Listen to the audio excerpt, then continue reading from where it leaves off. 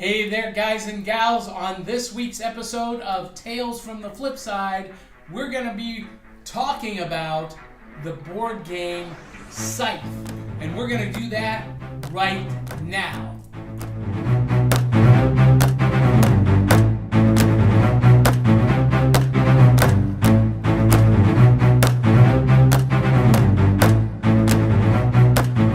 Hey there, guys and gals, all you hepcats, cool kittens, you diesel-powered disciples of cool.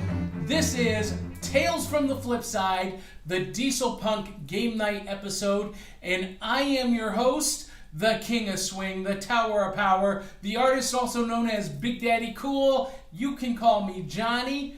And on this episode, we are talking about the board game Scythe from Stonemaier Games.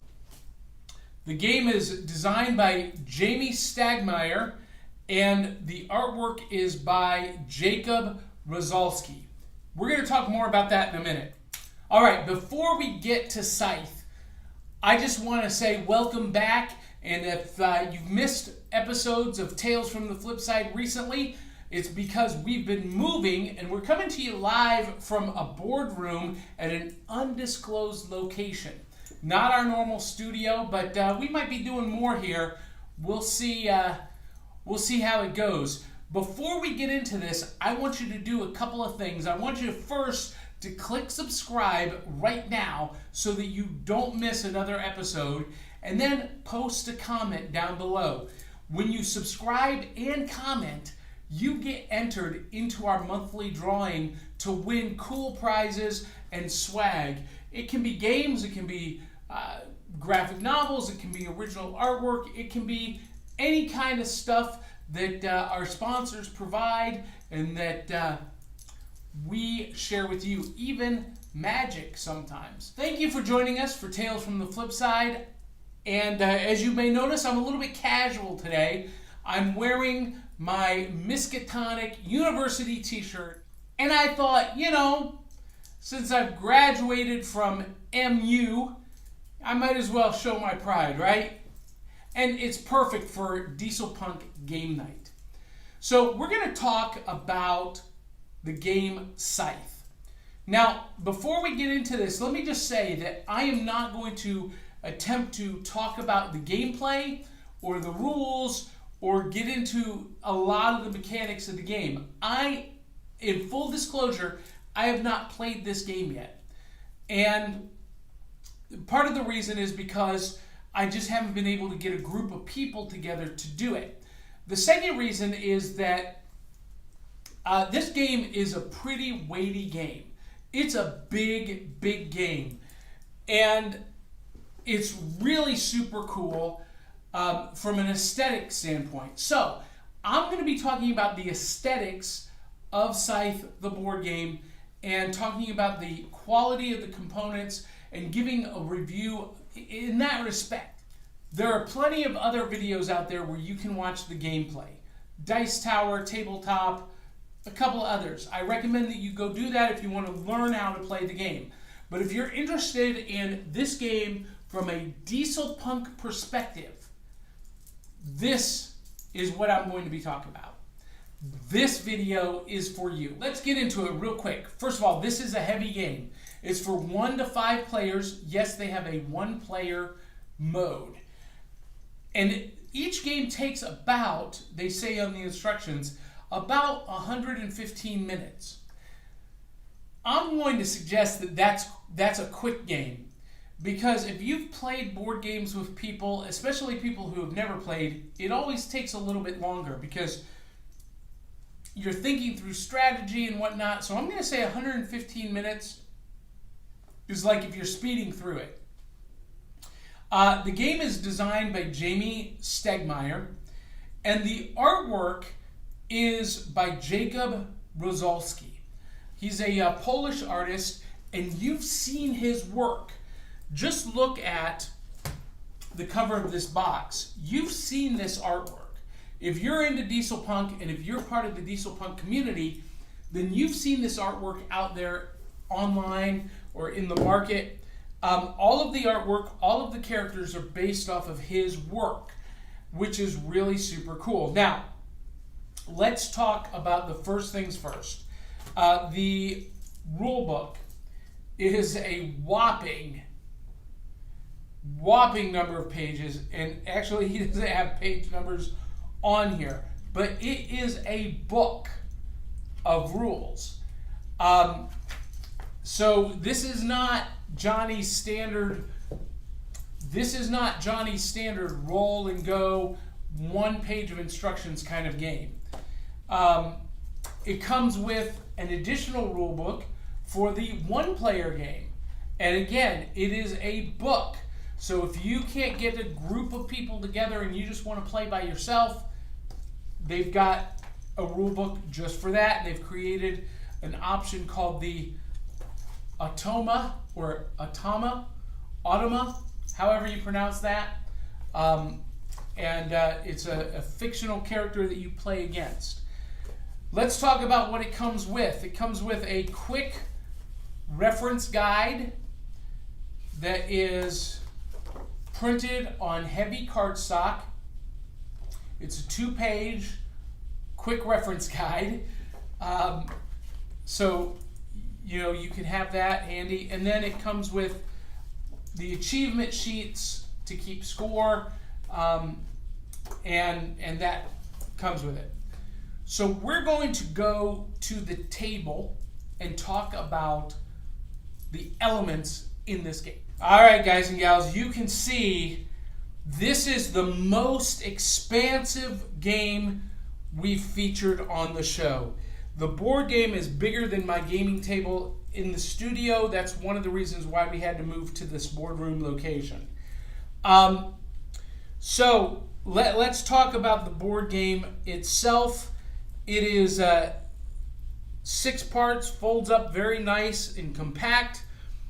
It is printed on both sides, so you can use either side. It's the same on both sides. You get character cards that tell you about your different characters. You've got Zara and Car. She's an archer with a falcon, a falconess. You've got Bjorn and Mox, the bison. You've got Olga and Changa, the tiger.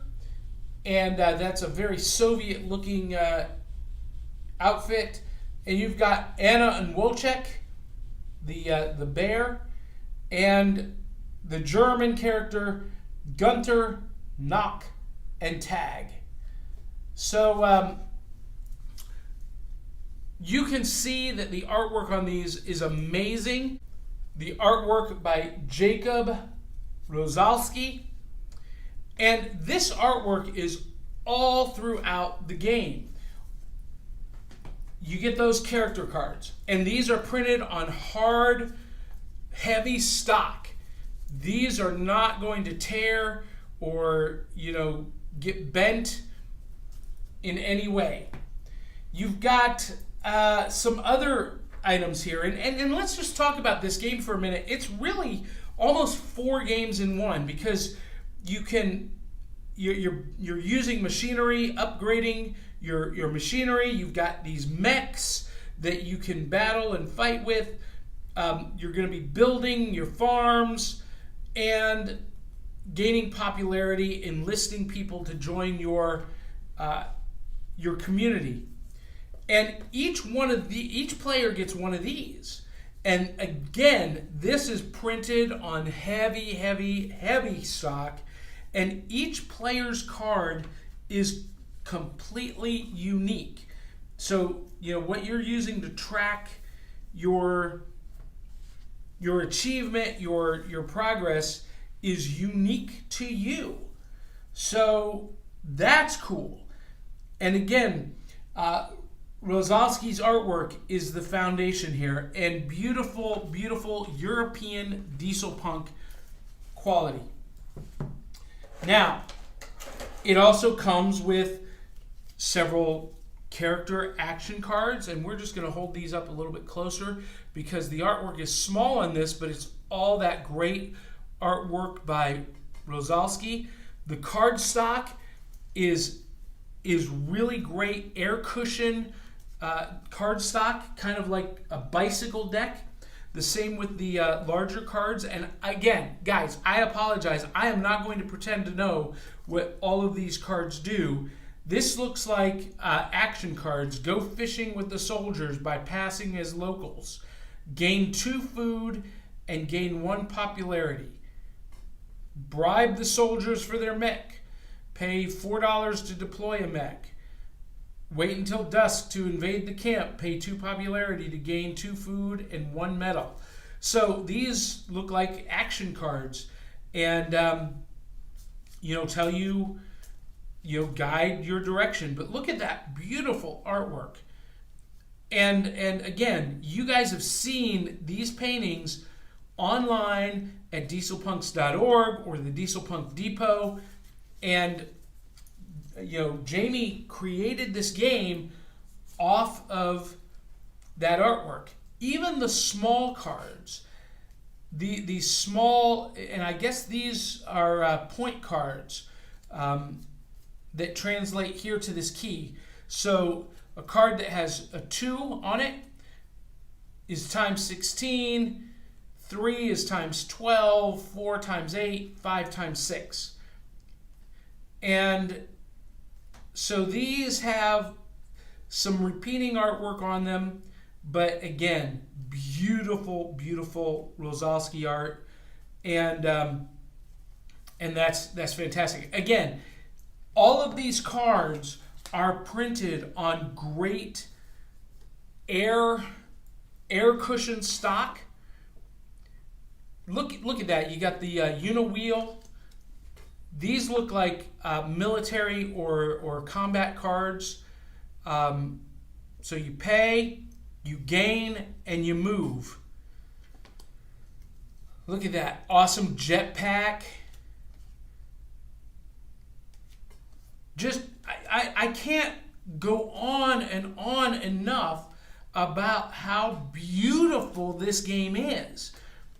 And just the imagery, just the style of this game makes me want to play it.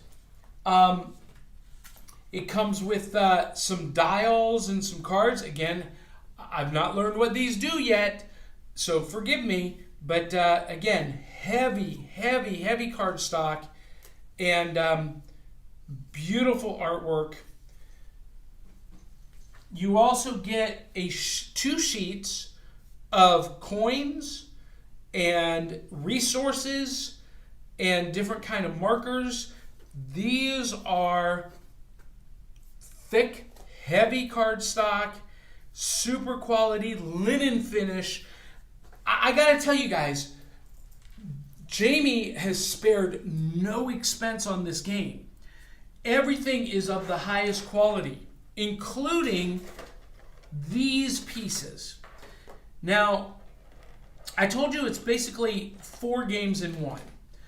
You build, you farm, you gain popularity. There's this political piece. There's battle. You acquire or conquer your opponents, and each character has their own piece. And these pieces are absolutely fantastic. Hopefully you guys can see these without me zooming in too much. Let me see. I'm just going to hold one up there. These are not 3D printed pieces. These are obviously sculpted and molded pieces. These are fantastic. And just these pieces alone make this game desirable to play. So these are your characters, and you move around the board with them. Now each character also gets mechs, and each color mech is unique. So they're not the same mechs. Each one is completely unique. And again, these are not 3D printed mechs. These pieces are not 3D printed. They are sculpted and molded. And just gorgeous, gorgeous, gorgeous pieces. Aesthetically, this game is one of the best games I've ever seen. So again, aesthetically, this game is absolutely 100% Dieselpunk. If Sky Captain and the World of Tomorrow is the movie that you hand to people and say, this is Dieselpunk, this game is the game that you would hand to someone and say, this is Dieselpunk. It's obviously stressing the military aspect of Dieselpunk, but it's a retro-futuristic society, an alternate history. Just to read you a little bit about the backstory. The ashes from the First Great War still darken the snow in 1920s Europe. The capitalistic city-state known only as the Factory, which fueled the war with heavily armored mechs, has closed its door, drawing the attention of several nearby countries. With characters from 5 factions converging into a small but highly desired swath of land, who will gain fame and fortune by establishing their empire as the leader of Eastern Europa. So that's your goal, is to become the leader of Eastern Europa. And really, truthfully, this is like 4 or 5 games in one. And really, truthfully, Jamie, you could have taken any one of the aspects of this game and created its own game on its own. I would love to have a mini game where just the characters or the mechs do combat. You know, kind of like a Dieselpunk Scythe King of Tokyo concept. And you know, there's aspects of the game where you're acquiring wealth. That could be its own game by itself. Another aspect of the game where you are, you know, acquiring popularity and recruiting people to join your community, and that could be a game all on its own. You know, there's the aspect where you're building and you know, farming and building and creating, and that could be an aspect of the game. It could be all by itself. So you've really got 4 or 5 games happening inside this, and that's why it takes so long and the rules are so in-depth. If I were Jamie Stegmaier, I would create mini-games. I would create mini-games based on Scythe. You know, Scythe combat, Scythe politics, or Scythe intrigue or whatnot. There are also expansion packs available for this. I think there are 2 expansion packs that have come out so far. I don't have anything else to say about this other than the game is gorgeous. It is 100% Dieselpunk, and if you're looking for a great Christmas gift for Dieselpunk board gamers, this is it. Unlike Dust Tactics, where you have to purchase additional pieces to build your army, everything comes included. And they've thought about everything. You know, Jamie has done a great job. He's considered every aspect, from the packaging to the packing to the quality. I will say without a doubt, Scythe is the highest quality board game I've ever seen. Now, I've not seen all of the games out there, but this one takes it to a whole nother level.